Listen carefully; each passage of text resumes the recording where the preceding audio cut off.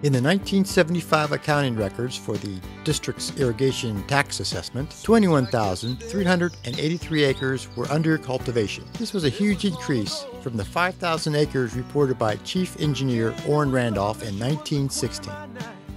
Population growth in the Sun Belt began to expand after World War II and exploded during the 1970s. This had important consequences for the Lake Worth Drainage District. Many new residents had migrated from the older industrial cities of the North and Midwest Rust Belt and were not accustomed to South Florida's extreme weather conditions, flood management requirements, or water supply needs. I just don't understand how things work here. It was never like this in New York. Unauthorized use and vandalism of district canals and rights-of-way continued to be a problem. So much so that the district contracted with the sheriff to help patrol for trespassers and unauthorized use of the taxpayer property. Residents, still unhappy that young adults loitered behind their houses, complained about the lack of privacy and damage to property. Pleas for help were heard by the Board of Supervisors on many occasions, and demands to fence the entire reach of district's property were made repeatedly by the public. I'm the president of the HOA of my community, and I appeal to this board to allow fencing along the canal to deter vandalism and trespassers behind my subdivision.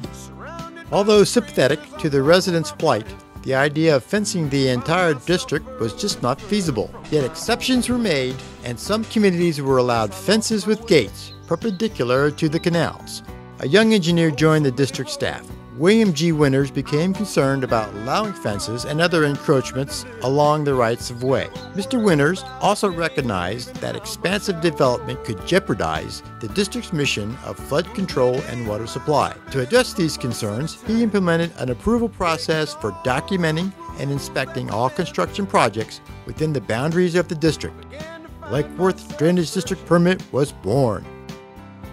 During this decade, long-serving employees began to retire, such as Collis Swilly, who received a gold watch and applause from those present at the board meeting in honor of his 35 years of service. But with these doors closing, other doors opened. Notable hires of this decade include Milton Bob McLaughlin, who came aboard in 1971 and now works on the water route. He was soon joined by Coy Brannon in September of 1975.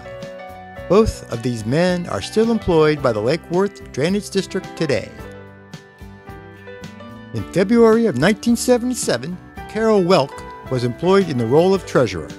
She subsequently married, and Carol Welk Connolly remained with the district for 37 years. George Ayler Sr. was hired in March of 1979. He worked on and supervised the tree crew for 30 years.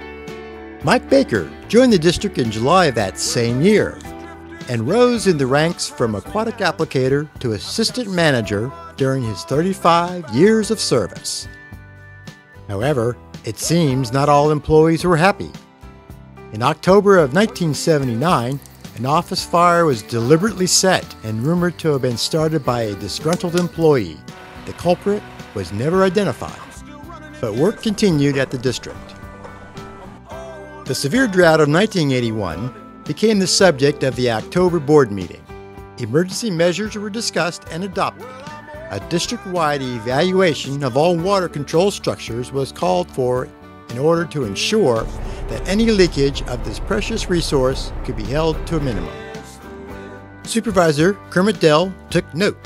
Because of this drought, staff should make every effort to hold all rainfall, even at the risk of some local street flooding. This has been your Lake Worth Drainage District Centennial Moment.